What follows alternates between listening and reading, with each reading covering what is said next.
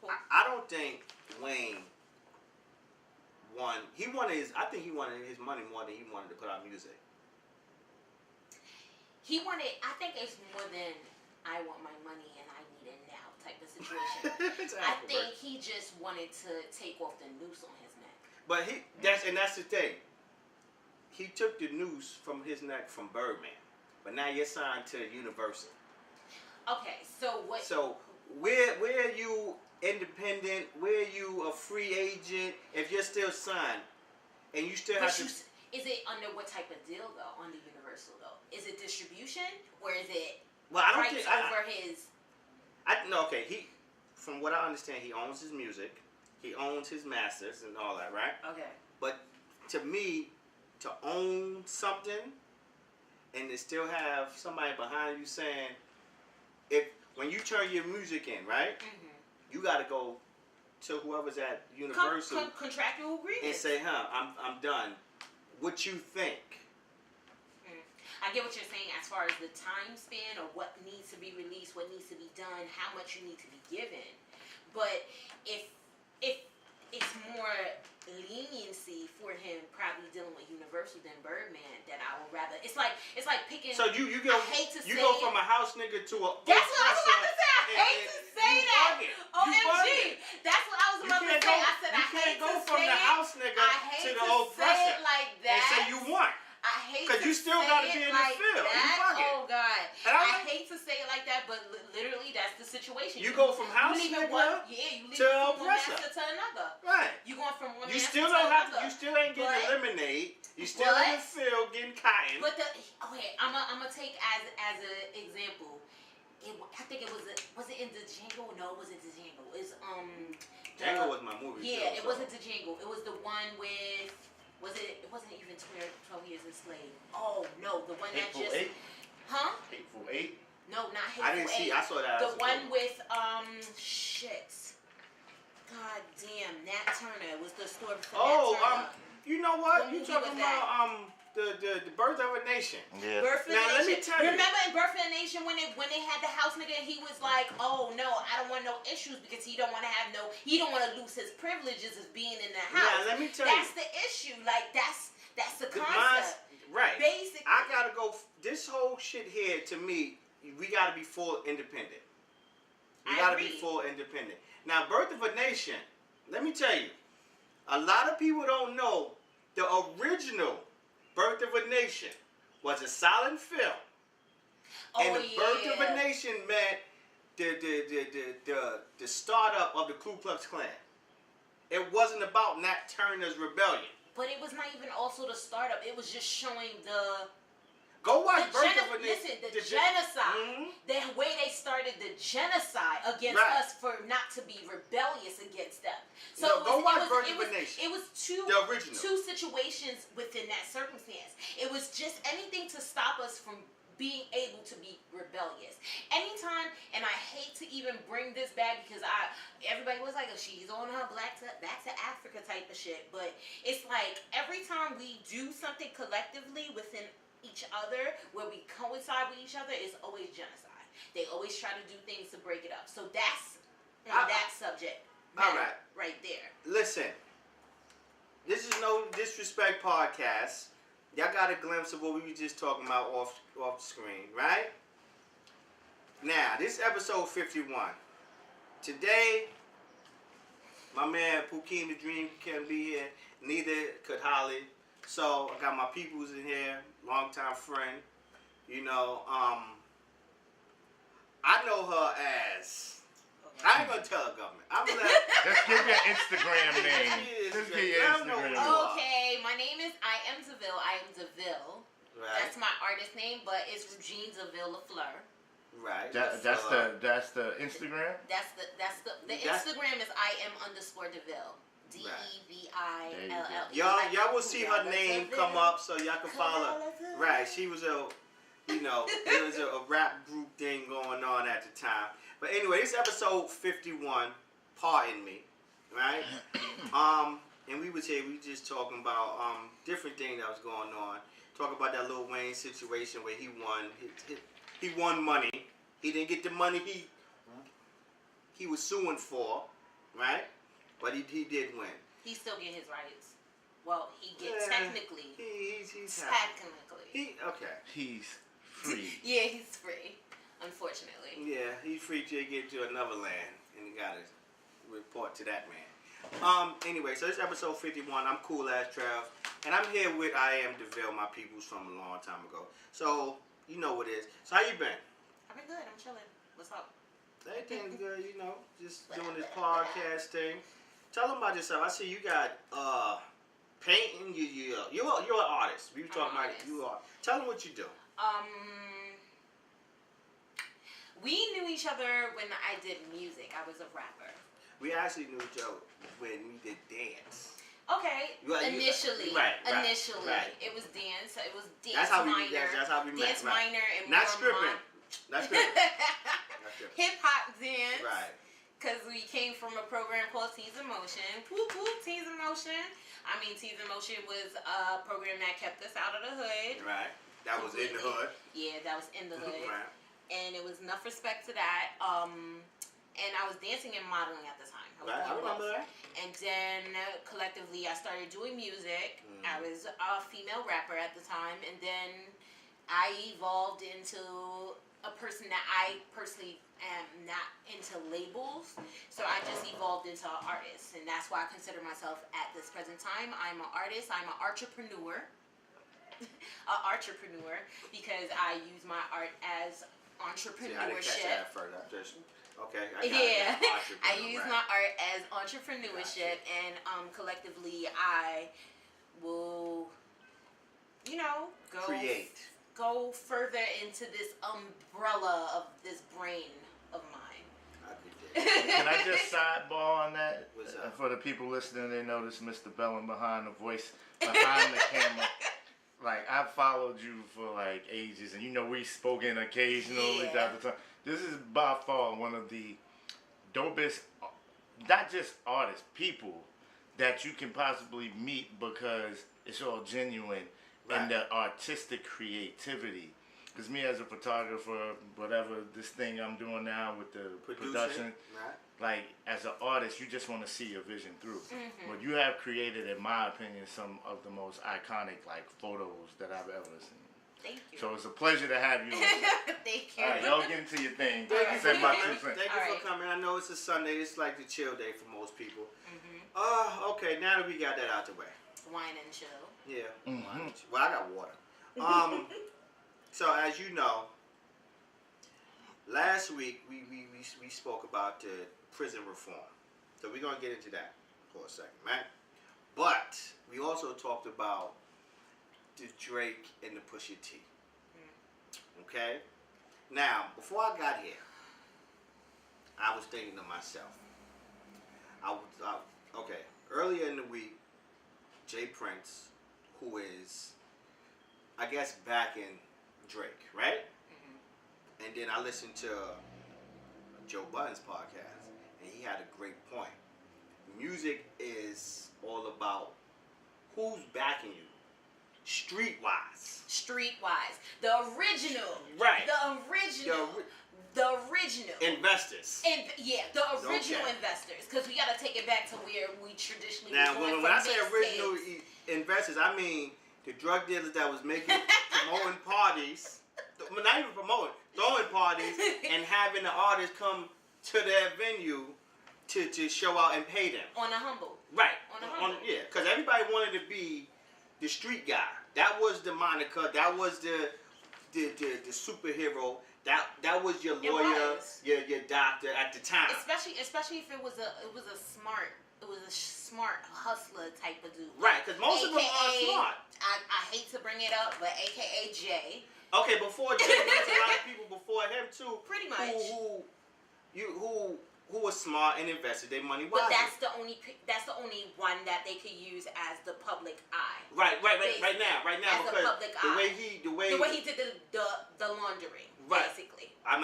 You said laundering. I'm not gonna say laundering. I was gonna say switch. It's still the same I'm gonna thing. say switch. You just gonna have to sugarcoat it just a little bit. Now we know. Okay, Pusha T recently had an album come out. On that album, we're gonna speak real brief about this because this is, it's basically over. It could go on and on though. Right. Pusha T has an album. He put out on the album. He has a song "Infrared" with a line towards Drake. Drake responds to that line, right? Mm-hmm. Then Pusha T responds to that diss. But when he came out and just everything was in the uproar. People said it was too disrespectful. It was too much going on. It was too much this, too much that. Now, I watched it. Hold on, before we get there. You watch battle rap? I'm just saying, I want to honk the horn because everybody is so sensitive now. Exactly. When did rap become sensitive? When did rap become sensitized? Rap, yes. It was never about that. Like, let's bring it back to how it was from the Tupac and Biggie type of beef. Okay, but you get what I'm behind saying? that story... Even before that, let's go for KRS-One. Like, those type of beefs was... You went at each other like... There was things... KRS-One. Because... That's the original first year. No, I just heard that he mentioned Roxanne Shante in the round, right? In the diss. She saw him. She stepped to him. Stepped to a grown man. She was with it. Right? And that's what it was about. And then KRS was like, yo, chill. Like, this is just wax. Nothing personal. Now, today we got... Now, when I think about the battle, I was like, all right, bet. You got two lyricists. Right? And then when I seen Puff, he had an interview. He said he had to tell Big at one point, don't respond to hit him up. Because it could have gone No, somewhere and else. I respect that because it's like... That was different. Because at that point, it was literally a coast versus a coast, and things would have definitely gotten out of hand. Because you have to, like, when it comes to situations like that, even within the dynamic of music or any type of beef, period, you have to know how to play chess. It's all about chess. You know when to attack, you know when to play. Okay, the Pusha T and Drake thing started from, what was that song that Drake did? Two Birds, One Stone. There was a line about Pusha T there. I don't know verbatim what the line was. Yeah, what the line was. Okay. Me either. So now, we hear... Pusha goes and says everything about his son. Drake mentions Pusha's, wife, whatever. And then I'm thinking, well, when you do a battle rap, when I go to battle rap, you hear them talking crazy. So it's like, what is crazy now? And like, what is too much? I think it's like the fact of the matter that since it's so much into the public, people have their stands, and that's how I feel. Like, their stands make it seem like it's such a sensitive topic. But when Jay and Nas had their beef, and he was talking about, all in the baby basically it wasn't no sensitivity on that situation because he hit all notes and Nas hit all notes too, and they weren't holding anything back. It's just the fact of the matter of, okay, we go back and forth, but it's like, all right, where's the momentum and where are you gonna stop? Where's your glass ceiling? In that sense, you know what I'm saying? No, I got what and then, I don't know, it's like the art of war. You have to know when you're supposed to hit your opponent at certain times. You get what I'm saying? Like, it's like the timing between when Drake said what he said and the timing right now between Pusha. Well, Pusha, we know Pusha doesn't come out. No, he doesn't. He every 3 years. But he works on his own time. Right, and I respect that. Back to Lil Wayne, that's for independence. I respect that. To me, that's for independence. I get what you're saying. Wayne, he do what he want when he wants on his own. His last album came out 2015. Need some extra pillows? Get comfortable. And now you coming back out 2018, living like you don't worry about money because you're the president of good music and things like that. What's your favorite battle rap? The favorite battle of all time? Like what would you say your favorite joint is? OMG, like I have to go through my phone to remember because it's like it's so many that I've seen that it's just like close call, and then it changed my perspective of which battle. Then you talking about real, like you're talking about battle rap. It's like when you pay your ticket to go see it, you know what I'm talking about. The one battle I've missed. You're not talking about public battles. Yeah, I'm talking about like pound battle. I'm talking about like the one battle I missed because I was young was Busy Bee and Kumo D. Thank God for cameras, because I'm able to see that now. I was around for classics like LL and Cannabis. That was a good one. I remember that. That was a great one. That was personally, I think that snuck up in between everything, because it was like they did it like a praying mantis type of situation with that situation, because it was like, okay, how is this gonna play? Because I liked Cannabis at the time, because he was lyrically inclined, like he was ahead of his time at that time. And he was a rookie. He went against a veteran. And a veteran who loved the sport. I remember the line that killed him. He made LL get back to being better and stop making crappy music. You think he put him? No, he did. At some point in time, he went too commercial, too far left. He made LL get back to when LL was crushing dudes in the 80s and 90s. I remember that. Like, I remember that day clearly. I remember that day. It was summer. Listen, I was home with my brother. Hot 97. This was before Power 105 and all that was on. Yeah. And it was like 7, 8 o'clock Flex show. And he said, I got the LL joint. And we sat there and we listened to it. And I remember the line that L told Cam. He said, 99% of your fans don't exist. And after that, it was like, boom. That shit still hurt. Like today. That really did hurt. And because Cannabis said 99% of your fans wear high heels. Yeah. And then L came back with 99% of your fans don't exist. And this is when at the height of Cannabis just coming out. So I think that's probably one of the... That kind of crushed. That kind of... Because he went straight into the army. That is... Today, that compares to what Pusha said to Drake. You know what I'm saying? Like, it's like you went straight for the guillotine. Right, like it's crazy. Like as you say it right now, I was like, damn. I felt his pain, because he was hurt. Because I was still young for KRS in the South Bronx thing. Thank God I was able to see them at Barclay recently, because that made me love being from the Bronx. The energy is still insane. It's crazy. I was like, wow, this is it. So yeah, I think that's probably one of my favorite battles, especially because of that line. You know what I mean? Unfortunately, I'm just like, okay. So now we're talking about mainstream battles. So my mainstream. Well, the best mainstream battle right now to me, J. Cole. J. Cole did that joint for the young kid. You really serious? The way he did it. Like, he flipped it. Like, you educated somebody. He did, but I'm just saying, I'm sticking to the Jay-Z and Nas. That was really crucial for me, because I felt emotional. I think after felt emotional about that. Jay could, because Super Ugly wasn't. It wasn't enough.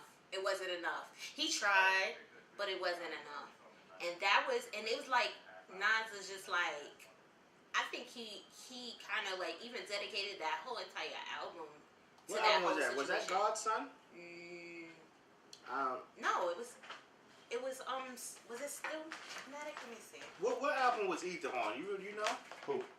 For the Ether. Nas and Jay. What album was that? God's Son? God's Son was the Ether track. Yeah. Was God's Son. Okay, I thought so. Yeah. Excuse me. Still one of the greatest. No, and I was right. What? It's still Matic. Give me money. Oh yeah, it's still Matic. Give me You're money. all right. You don't want to why? Because the album cover's a little the same. Don't play with me. One of his best albums. Yeah, don't play with me, because when it came to Nas albums, I was avid on that. And I was like, that's not Godson. I know Godson. Shout out to my man Black Edison, because Nas' album come out Friday. 7 songs. Oh, he also have a new line too. What, the history? Clothing line, yeah. Yeah, I think I'm gonna get that. What else happened this week? How you feel about oh, you know what? Let me say this real quick. Rest in peace to Kate Spade Yes. and Anthony Bourdain. Oh my God, the Anthony Bourdain situation hit me so hard, because that was like, I'm not gonna front, and I'm gonna keep it real with you. There was a moment in time, you was transitioning on cable, and they had the old ass cable box, and you take the cord out of the cable box and you put it in the TV, just so you can have channels for the time being. And that was the only channel that would come up would be that channel where you would get Anthony Bourdain or Andrew Zimmerman. And honestly speaking, he really inspired me a lot just to travel. Just to travel and to go places and to eat different types of foods and stuff like that. Well, so that And really he hit me a seemed lot. genuine and sincere. Oh my, he was the coolest Like he Jewish genuinely dude. loves doing that. But I want to say this though, before we get back into everything. People, y'all gotta be happy. A lot of times, people lose sight of what their passion is, even as they're doing it. That may go over a lot of people's head. But people lose sight of their passion as they're doing it when money is involved. Mm-hmm. You gotta stop chasing the money and continue to chase the passion. Because when you chase the passion, the money's gonna come. Yes. So don't worry about what amount you're gonna get. Don't look for a $500,000 check all the time, $1 million check. Just follow your passion, because if they offering you money, you know you got it. So when I'm gonna say this to say, be happy with what you're doing. Don't chase the material items, cause them shit's gonna come. It's more than just not even just the material. You gotta be happy. items. Like happiness within you. Like what's the in the Constitution says, the pursuit of happiness. That's the most genuine line they had in there. Because everybody's chasing happiness, but people are looking for happiness in men, in women, cars, clothes, jewelry. All that shit is cool, but you gotta find happiness within yourself. And then you have the suicide shit going on because you're not happy. I feel So like find your happiness, it's people. in the sense of learn to live instead of exist. Okay. Because it's also not even the dynamic of them chasing the materialism, also the dynamic of adulting. That's a hot topic for some people because they worry about adulting so much that they worry about, I have these bills, I have this, I have to take care of this, that, and the third, and they're running on fumes that they have a presumption that they don't have enough time to put into themselves. That's a serious dynamic. Right. As far as mental health as a whole. How do you feel about social media and the effect that it has on a person's perception of their happiness and how their life should be versus, the reality of things? Okay, so based off of that topic, I just came from a summit, a mobile summit, the mobile summit by one of my colleagues, Andre, and put together with my homegirl, my business partner, Gildia. And while we was there, we was speaking about what would be the dynamic of your life if you didn't have social media? Would you still have the same impact? Right? Now, dealing with social media it's like a double-edged sword. It's equivalent to like when we were younger and we didn't have social media, we choose what we could feed ourselves. Whether it was video games, whether it's books, whether it's TV. So that's what I personally think what social media is. But we also went outside too. So we was more sociable. No, but I was in the hood, so even if I went outside, it was still a dynamic for me to figure out. No, I get what you you're get what I'm saying. saying? So me being in the hood, it was still a stigma right there because I still had hustlers that had coin. I had people that was in my hood that had money, and I didn't really have money like that. My mother was doing whatever she had to do to get whatever it is. So we still had a stigma of what image is supposed to be like. You get what I'm saying? You see somebody with a Fendi suit and you like, I want that too. Or they had the J's at that moment in time, you want that too. But we always had, and personally that's what I consider as materialism and classism. We always had those isms in our lives. So personally, I don't think it's just a social media dynamic. I think it's a life dynamic. It's what do you achieve or what do you want to achieve for yourself as what you want to reach a pinnacle for. So I don't want to label as a social media dynamic that forces or enforces someone to be like, oh, I need to be this type of level, or it stops. Because you're saying that like that's always been there. It's always, whether you're looking at your neighborhood drug dealer, it's always been there. or whoever was looking at somebody. So she basically saying that the drug dealer was goals for some people. Well, in the African American community. Yeah, in the African American community. So okay, because we were talking. Now it's just a Jay-Z or Right, Beyonce. like, Yeah, go basically, with it You wanna just be changed. them. We changed from one I like godlike complex to another godlike complex that you want to be epitome of. But the thing is, what I feel like is a negative attitude is the fact of the matter that you thinking in the aspect of how can I do it just like them, but how can you do it like yourself? Mm-hmm. Right, but see, a lot of people with social media, you only see a picture or a 30-second video or a 60-second video, right? Mm-hmm. And determine, I want to be like them. Not really Goals. working on yourself, Mm-hmm.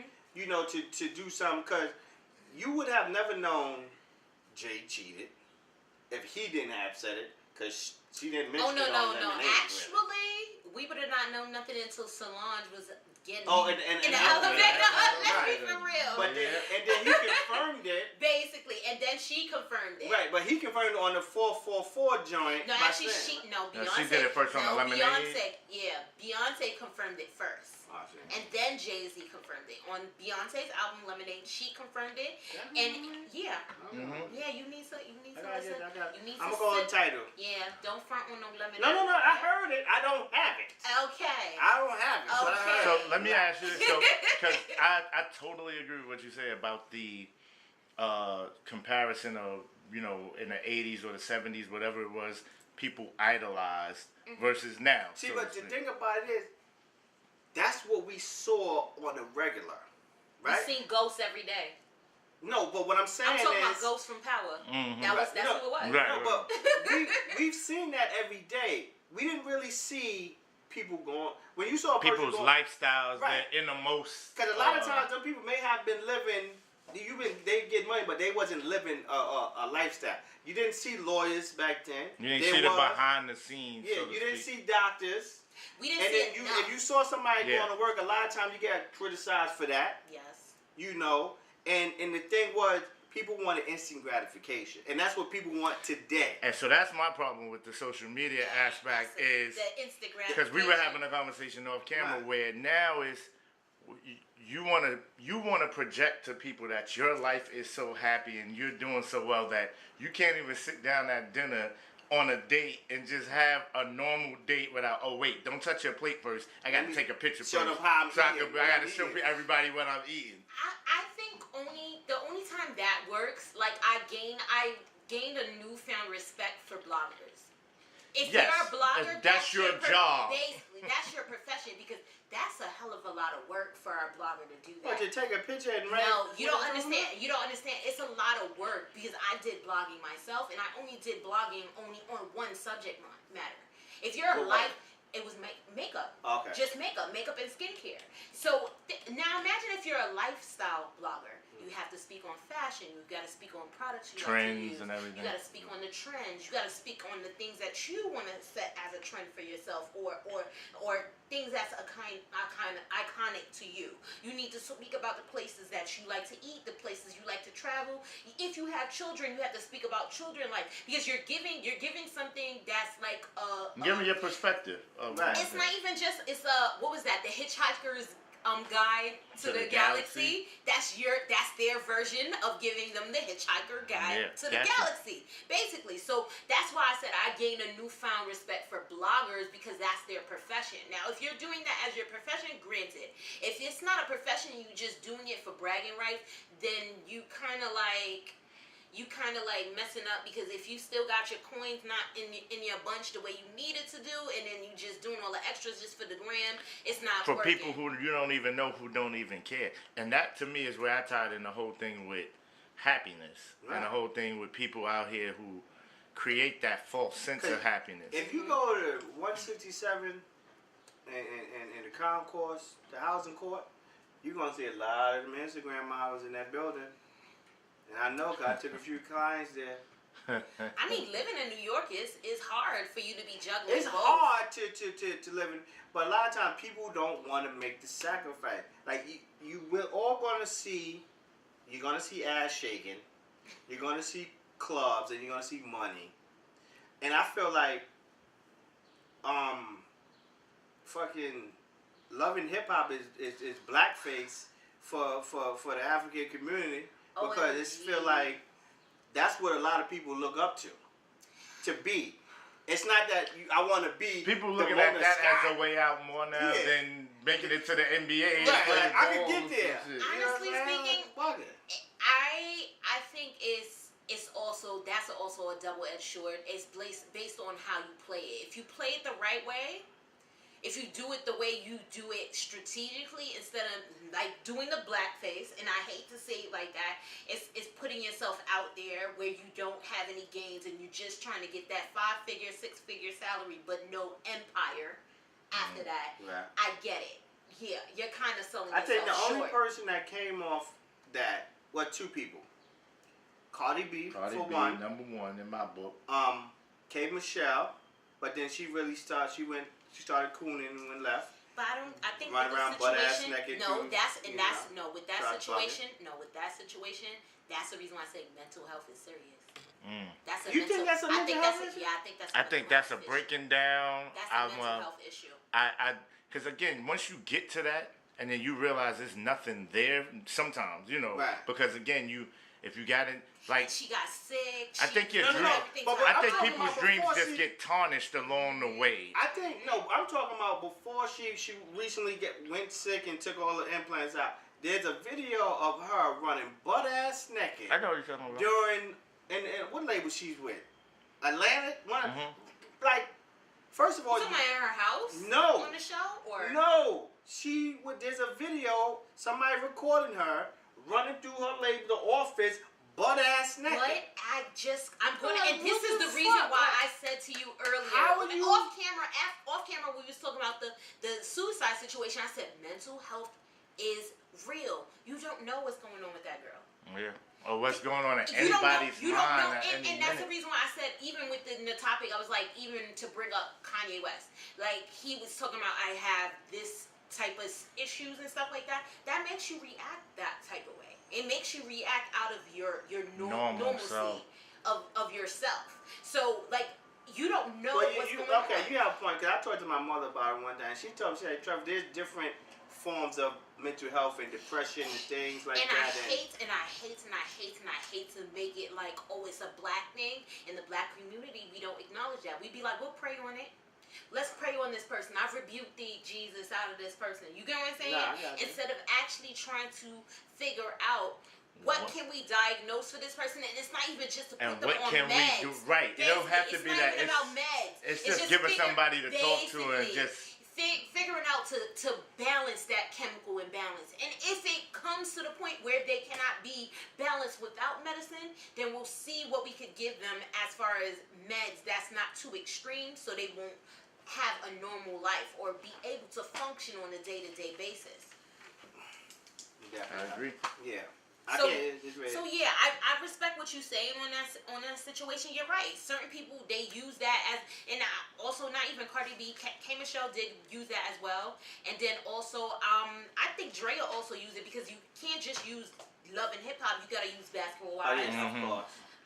All of these reality shows that are not real by any means. The only one that I'm not too happy about is Bad Girls Club. I actually initially started watching Bad Girls Club. That still comes on? Yeah, I think that's the one where they just fight all day long. Senseless. I'm like, all right. I would never let any female daughter, niece of mine ever see that show. That's kind of whack. Because people don't realize, regardless of whether you set out to be a role model or not, whatever it is, when you're on that stage, people will follow you. Right. People will want to emulate what they see. And we had this conversation a couple episodes back where, Cosby Show, Family Matters, your Friday night used to be like, I'm staying in because I want to see all these cool, strong black profiles. Sometimes you started at 7 depending on the show. You know what show is a reality show? What? Curb Your Enthusiasm. Oh my God. Oh yeah, I love that show. I watch Curb. I have one of my all-time favorites. I have every season of Curb Your Enthusiasm, and me and Larry David definitely have a whole life in common. Like he represents the average human being and our distaste for the next human being. She want to speak about that, and also like I think also the shows that's coming out now is giving that. I think it's getting respect. back to that. Yeah, and I'm so happy about like Insecure. Oh, so yeah. dope. That's No, my so thing much is, I watched relationship. what was my show I was watching? The Shy. I think you know what? The Shy. Don't get upset with me. I haven't watched that show as of yet. You crazy. I just finished You binge miss it. watching. Yeah, I am. I'm gonna binge watch it next. I just finished binge watching Dear White People. I'm not gonna lie, and I'm just gonna be real. It kind of be like certain points in that show. It will make you very emotional, and it's very relatable. Mm-hmm. I'm gonna watch that. They kept it because it's real life OMG. issues that's like going things on. that actual people go through, including black people in an Ivy League school. People don't understand that we have such bright minds, and they wanna like. That's a good point. We're gonna get into that in a But second. God, they trying to dumb us down. Yeah, Dumb you man. down. Now, speaking of that Ivy League school shit, right? So now they saying, I think the mayor is trying. He's taking away. He's proposed to take away the testing to get to so the Ivy League high schools and all that. You're able to just go into them. Based off of if you live in the area, Right. like a normal school. So you could go to Bronx High School of Science and beat me. You don't have to take no tests, and you just. I disagree with it. I mean, first of all, I thought about it. I said, you know what? At first, I think they should take away the test. Challenge them motherfucker. Put a motherfucker that say, because you know a motherfucker gonna get there and say, I go to Bronx High School of Science. And I hope I'm to saying be it quite right. honest, Let that nigga get there and be like, oh, this shit is It's not for me. I'm not, you can't cut class. nope. Everything is probably college prep. And It's the a ratio. much faster level, and it ain't no nonsense in the classroom where Yeah. you could be throwing spitballs and shit. You like right. this. So, you know what? Take away the test. Send these niggas into that school. Send them niggas into Cardinal Hayes. Send them niggas in what's that shit in Brooklyn? Brooklyn Tech? Yeah, send them to Brooklyn Tech and see a motherfucker be like, you know what? I think I'm gonna take my act somewhere else. I think probably that like for them to take off the testing, it will actually give more purpose to the person than taking an exam. Because there was a moment in time when I was trying to pick high schools, and I picked at that time I picked fashion industries. I didn't get into that, and that's for other dynamic. But it was Talented Unlimited and LaGuardia, and because of the exam, that kind of put a But stigma. LaGuardia is like a performing arts joint. So Right in her alley. It was I not. know that's not right. Dance and everything And when else. I did artistic. it, I just it kind of dampened me when I didn't get accepted to the school when they put me on the waiting list. If you I get see. what No, I I'm see what saying, you're saying. it That's kind your of self-confidence. it actually made me Like you at feel that like moment you in time can't- I you can't didn't- do it. right. Yeah, I wasn't enough for it, and I put And so this much is the reason emphasis why in I things come like up with that. shit like this. Because I don't give a fuck what nobody else thinks. At a certain point in high school, I said, you know what, fuck this. I can't do it. Like, I don't care what you think. I don't give a fuck what you think about me at work. Because I won't be working there for too much longer. Yeah. 2020 is over. When it's just a job. Well, of course. That's where you have to learn the separation between And a what job I'm and a saying career. is, if you love your job and that's what you want to do, No. by all means. No. No, it's not a Some job for people- them. no, If they love they doing it, okay, it's still a you're career right. for them. If that's So, what yeah. you want to do it. I'm not sitting up going to work. I get on the train every day like, there's too many motherfucking people on the train at the same time going downtown. You Larry David. It's- Why the You fuck are is we all Larry going David. downtown? So true. Like, why? And I'm Yeah. like, why the fuck is we all going at the same time? I'll give you an idea where I've created my happiness with the job. You know? I've gotten to a level in my career where I ain't gotta be in at 9 o'clock. So I purposely either go in early or I'm going in at 10 o'clock and I'm riding the train with less people. And that's where you want to get to that point where you can say, Listen, Or once we look. start this, what we plan on doing, I said, Ghostface Killer said he plans to rap until he dies. And And when that's you his when goal, you though. think about it, if that's something you want to do, you love it, I'm going to continue the podcast and produce. There's always going to be content until the day I die. And when I die, just rerun this shit.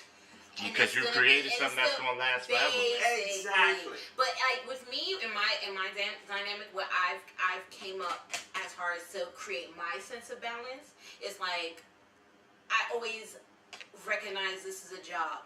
Even though it's just a job, I'm still gonna put my 100 because you know what? That's just me. 65. No, that's just me. I'm gonna put my 100 in the sense of what's needed as far as keeping my sense of discipline. Because if I keep my sense of discipline there, it pours into what I need to do. Because my main focus, even if I'm at my job, I still think about my career. Because while I'm doing my job, I'm like, shit, this is making me pay for, and I'm going to invest in. And this is what I'm making. So you for recognize like it's a job, but I'm gonna use this as the plateau. And I get what you're saying because as I started this, right? I didn't read the book, but Charlemagne's book. I didn't read it. I got the audio version. It's still reading. Right. It's audio. You listen to it. Right, I listen to it. and he says, don't quit your job and shit because if that job is helping you pay for the shit you're trying to get to, cool. And I agree with that. And I'm still working, but I have a plan where 2020. That's it. Summer 2020, I will be walking into my office with my name on the door. So I want to talk about last week we talked about prison reform. I don't think we really got in depth with prison reform. And when we left, I thought about the shit, and the thing was, the headlines was, Kim K meets Trump to discuss prison reform. Kim K probably never been to jail, never been through the system. Only thing she know about prison reform is her father was a famous lawyer on OJ's case. So I'm like, okay, this shit ain't gonna work. But then her goal was to pardon Alicia. What is her name? I'm gonna say get her full name. So I know it. Come on, brother, you're supposed to have this. No, I had it. I'm sorry. I'm sorry. But I know who you're speaking of. This Alicia Johnson, right? Mm-hmm. Right. So you could have said you're sitting there like a teacher.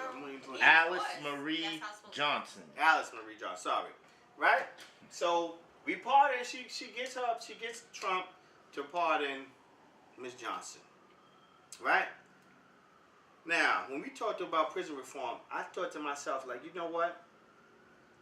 Prison reform needs to start within the inner city. It can't start from a person being incarcerated and then letting them out. I mean, I feel like this because you have to give a person options, right? And there are options out there, but to reform something, you have to give them some other options to do so they don't go back to prison. And you gotta give them good options. I agree on that standpoint as far as like technically like it's equivalent to like when a youth goes in jail and they get a YO and they have to do certain programs in order for them to build themselves to be back in a part of the community. But honestly speaking, I think it should go both ways. I think it should not be only just for that. I think it should go for people that are incarcerated for I'm saying petty crimes. Yeah.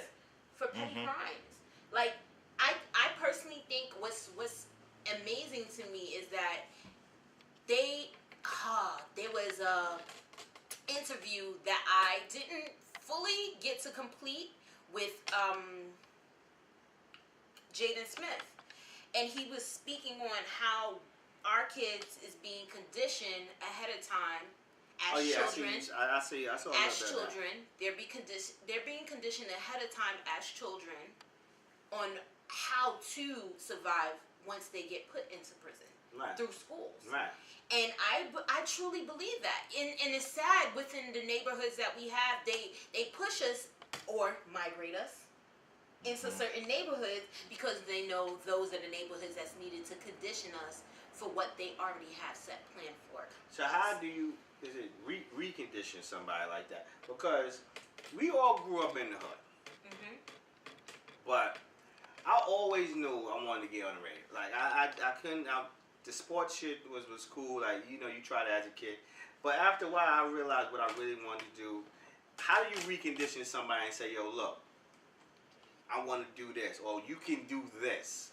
Because he was right. school, you got the bell, you get up, go to the next class, go to the next person that's going to tell you what to do for 45 minutes. You have to ask them, can I go to the bathroom? Right. Gotta go to the bathroom. See, but then I was different because I had like a pass for every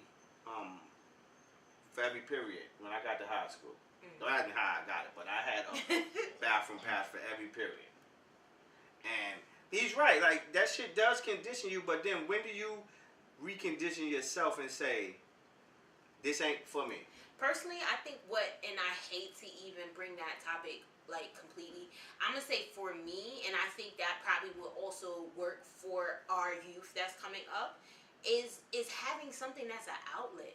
Like, yeah, I think what hurt me is when they said that they took out certain subject lines within schools that actually helped me as a kid growing up in school to have an outlet, like music classes. They took that out? Music's been gone. It's been Same gone. word. Music. I learned 3 instruments from 1st grade to 8th grade. Yes. I never learned 3 instruments. I learned about notes. I learned about writing notes. The sad part is I can't remember everything completely. I watched musicals. That's where I learned musicals. Sound of Music became my favorite freaking. Same word. They took music out. Yeah. Ben took it out. They've been took it out. It's only limited art classes too. Yes. You have limited. Limited. The art shit I couldn't fuck with. No, I had failed art and I got a grade that nobody ever got. I got an 05. I don't even know how the fuck to explain that. And my mom looked at that shit you like, basically never learned how to color in between the lines. Nah, it wasn't that. It wasn't that. He was an unorthodox. No, it was crazy. I was like, I'm not going to this fucking class because I don't want to be an artist. Like, see, that's the thing though. Back to that point, like now they want you to pay extra for that. So now the only people who really can afford that are the wealthier people. And that's it. I'm not going to front, and I have to bring it up again. We came from the same thing. Right. Teens in Motion really did help me a lot. Well, you know what helped me, I'll be honest with you, before Teens in Motion, my mother guided the shit out of me. And I think she knew, like, I had to stay busy. And she started with Legos. Legos was my joint. And when she started, okay, Travis, you getting in trouble, you know, you just all over the place. It forces sometimes. you to do stuff. And then she let me, they created imagination. And then when she realized I was and good you failed with it, art class? she started giving me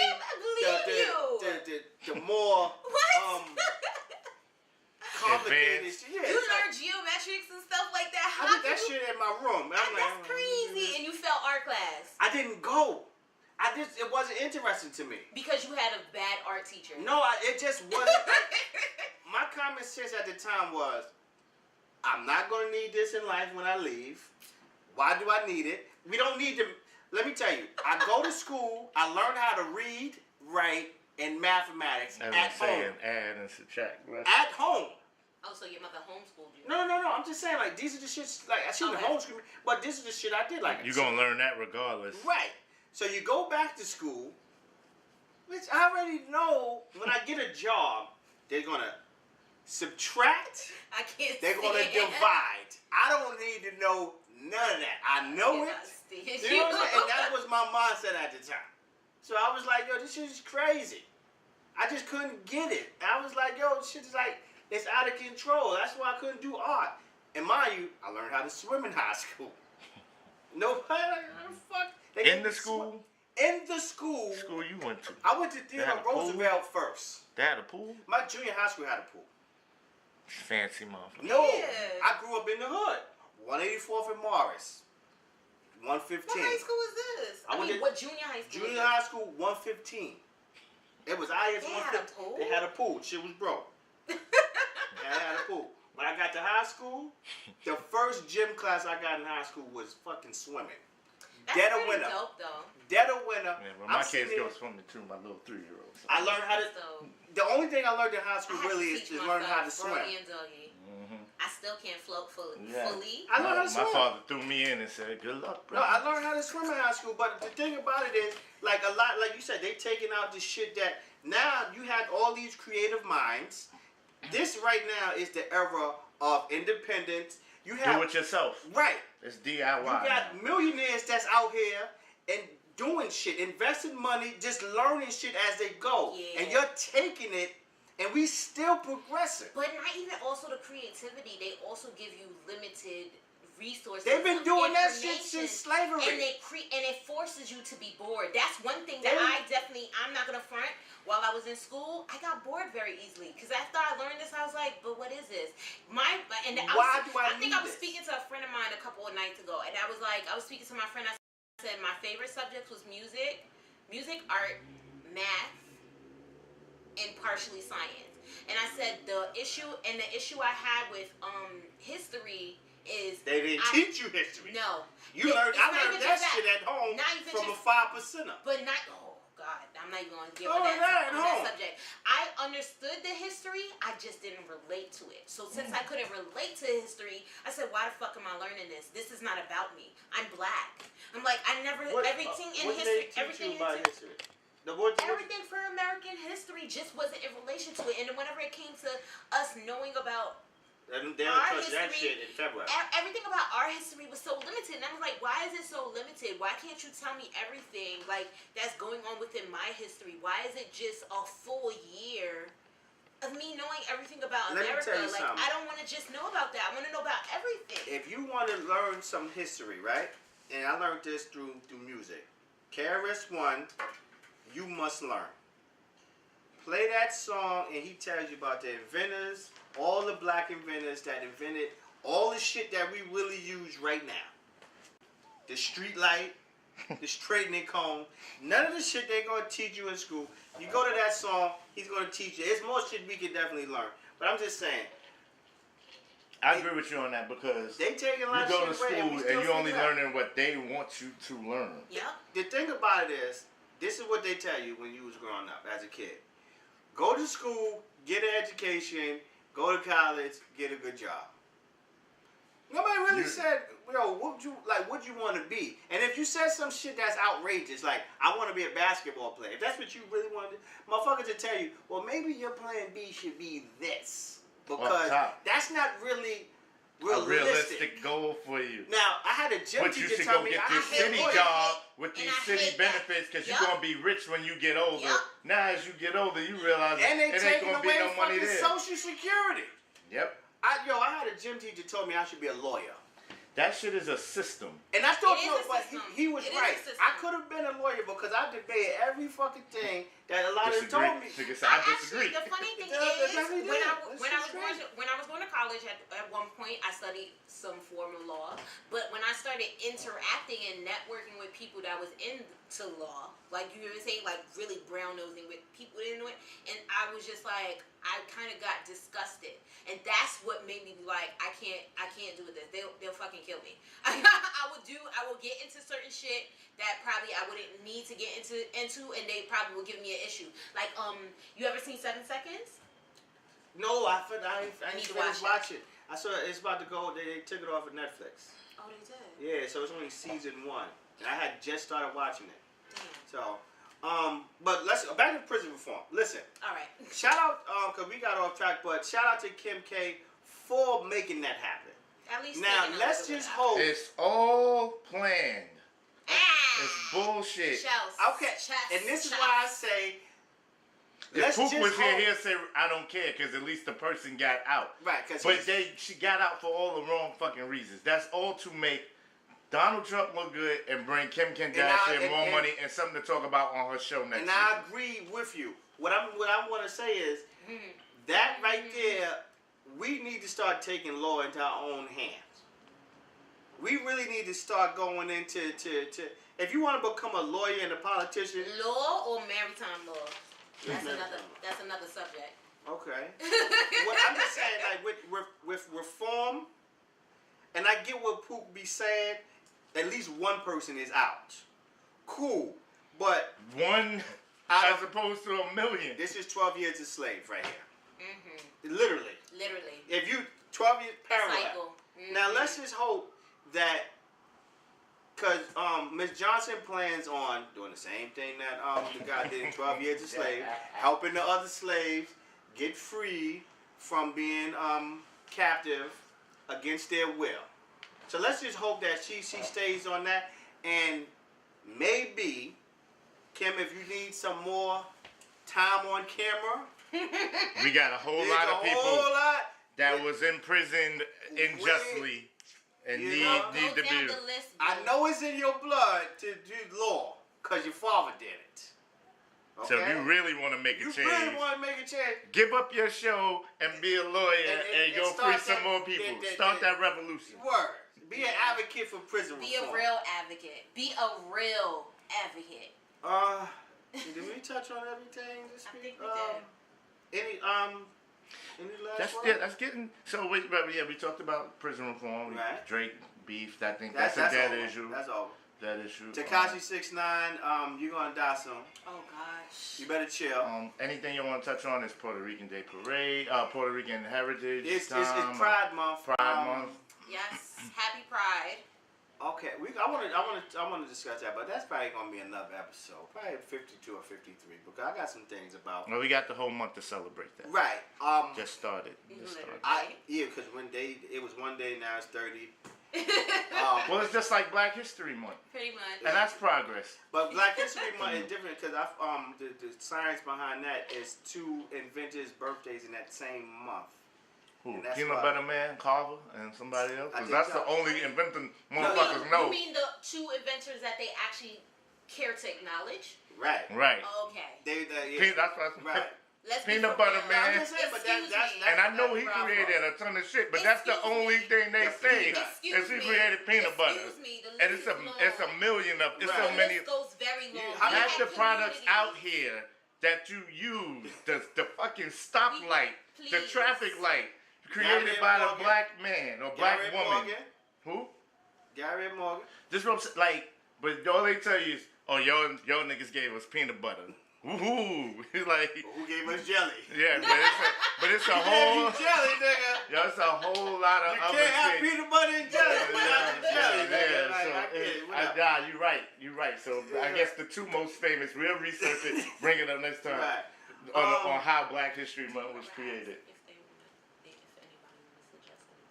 I tell them that, yo, we streaming live. I did, but nobody. I put it on there. I said, you want to ask a question? No, listen, we're not famous enough. We're not famous enough yet. Any topics that you want to talk about? We're not famous yet. I can't deal with you. Let me tell you something. Hit it in the DM. I tell them that all the time. Yo, it's live to no one. Nobody's watching right now. That's all right. It's cool. It's okay. Let me tell you. But we had a couple of people on. People watched. We're not famous enough yet. It's no ass shaking. Nothing. So you're only keeping people's attention for about 30 seconds. And I'm guilty of that on Instagram. I go, this shorty Instagram live. Oh, you just driving? Swipe it up. Oh, your kid playing football? I don't give a shit about your kid playing football. Butt ass naked? I thought you was shaking ass. Because that's what's on your Instagram. Listen, mind you, people talk to me all the time. Yo, Trev, keep doing your thing. I like the podcast. Great. They only watch to make sure if I'm still doing it every Sunday. That's all. That's it. People want to tune in to see if you failed. Exactly. Oh, he's still on. They still on. I'm not watching. Like he's still here. You get used to it. I'm sure you've experienced that. As an artist, people who really don't want to see you create your stuff. That's right. I guarantee you, people make you feel uncomfortable. I mean, you make people feel uncomfortable when they see. A, you genuinely happy. B, you still doing what you want to do. And I don't give a fuck. That's the key. That's the top of the subject. We over here doing what we want to do. Genuinely, I really don't. I'm empathetic to people, but on top of the empathy, I seriously have zero fucks. It's weird because as an artist, a fellow artist, I really feel for people out here. I really feel sorry for a lot of people. Even a lot of, again, rest in peace, Anthony Bourdain, Kate Spade. I look at Kate Spade, I don't really know her story and her husband. They seem like wonderful people. Now her bag gonna be fucking $2,000. But that's my point. It was actually a little bit less sometimes. I guarantee you when she first created it, because I read some of the backstory, she created something that was affordable for people just like her. And then you get that pressure from the corporate world, and you say, well, that is the goal. If I take this money, I can take care of my family the rest of their life.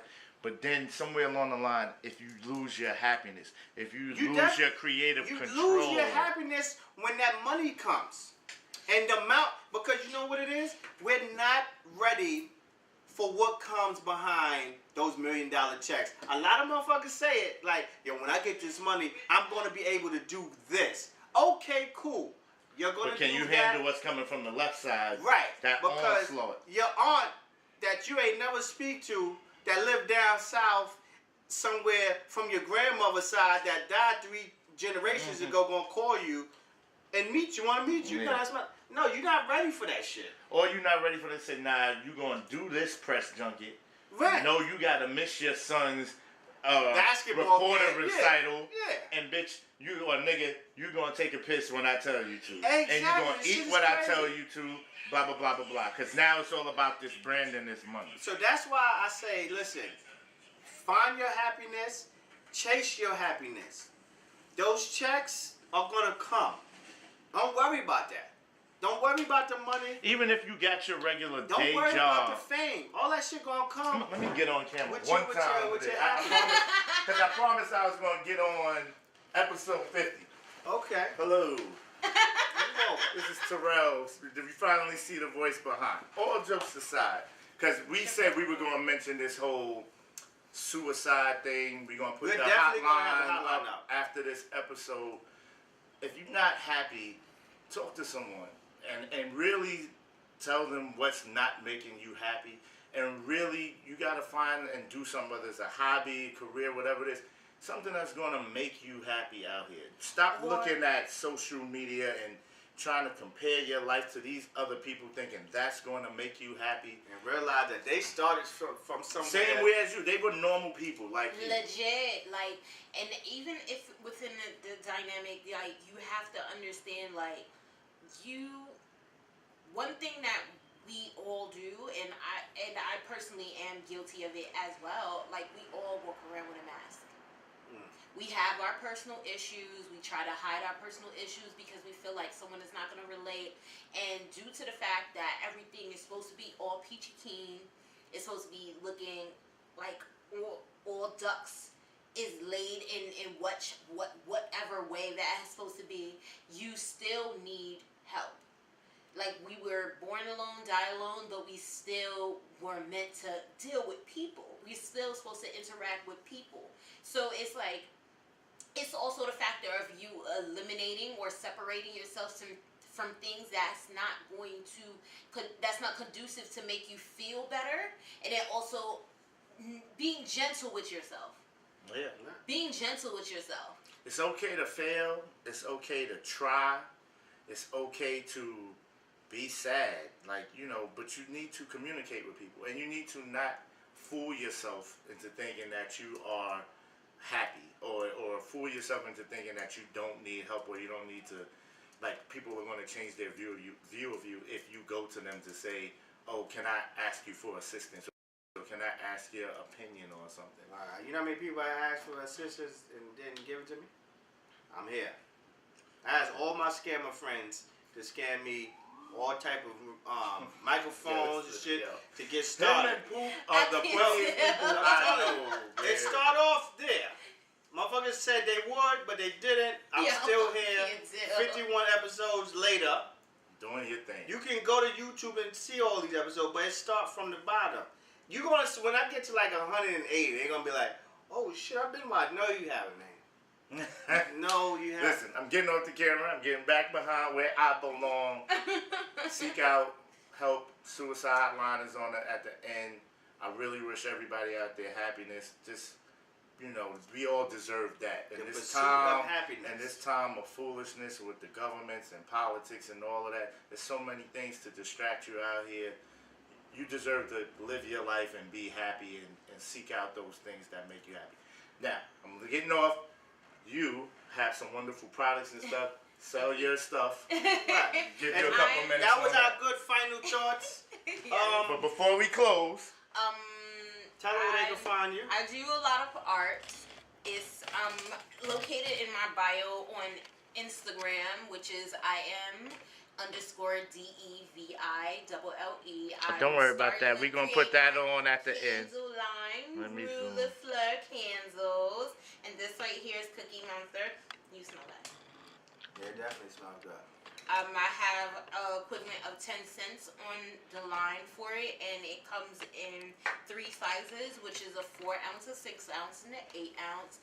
And eventually, I'm going to also start to make glass jars, which is in like a Jack Daniels bottle, a Grey Goose bottle, a Hennessy bottle with the candles in it as well. You gotta get some Douce. You gotta start promoting black. No problem. You gotta start promoting black. I like Douce. Speaking of Douce, I hate to give out free promotion when people don't even need it and they ain't giving us a check, but went to BBQ's yesterday and they got a new Douce lemonade with the Douce Moscato lemonade, frozen drink. Fam, I was with the kids. Wish I wasn't. I was ready to leave. Y'all go sit outside so I can knock down 5 and get myself right on a Saturday. Here's a tip for all you drinkers. Diet soda with alcohol. What? Yes. I'm not a drinker though. Wine is It's for diabetics only? What kind of... Let me tell you, you taste the liquor more than the soda. Okay? He's really trying to do it for the people that's trying to get really drunk. I'm not even a drinker like that, but I've had that, and I'm like, wow, it's really tasty. So that's just a tip from me. My last thoughts, like we said, the pursuit of happiness is what is the main goal, regardless of whatever you're doing. It ain't the pursuit of money, it ain't the material shit, it ain't the sex, none of that. It's the happiness. You gotta chase your happiness. When you chasing your passion, and them checks come. Don't focus on the check. The passion. Focus on the passion, because obviously they see the same thing you saw in yourself, and they're going to pay you for that. Yes. Okay? So understand, the pursuit of happiness is where it's at. Rest in peace again to Kate Spade, Anthony Bourdain, and everybody else that we lost from suicide, depression, and any other mental illness. So at the end of this, we're going to put up the suicide hotline so y'all can call for help. All right? And if you need to, you can DM me. For real. And I'll give you some advice all day on not killing yourself. That's real talk. All right. Other than that, next month I'm scheduled to be at Milk River for Venus versus Mars debate. That should be very interesting, because I don't really do Brooklyn, but I'll be there for that. So catch me. So catch me there. There's nothing wrong with Brooklyn. There's nothing wrong. I go to Barclays Center every time they have a concert. Oh God. But I'll be definitely at Milk River July 11th, so check that out. And on that note, I am DeVille. Thank you for coming through. You'll be seeing her some more. Also, I have a Niggas in Paris event. It's an entrepreneur event, and it's contribute to anybody that's a creative. If you would like to be an artist at the show, you can DM me. We can talk about all the logistics, and it's in August 25th. Okay. I'll put that on at the intro. I'll put that in. We'll definitely, bring that back up. And it's niggas, not nigga. Negus, niggas. Okay. Research. All right. There you go. This is Black. episode 51. It's like Portuguese. I'm Cool Ass Trev. All right. I am DeVille. Who couldn't make it, neither could Holly. They ain't with us in spirit. Mr. Bellin is here behind the camera, and we'll see y'all. Shout out to Black Edison. He's on the clock right now, so we spoke earlier. Just thank you for watching episode 51. Pardon me. Pardon me.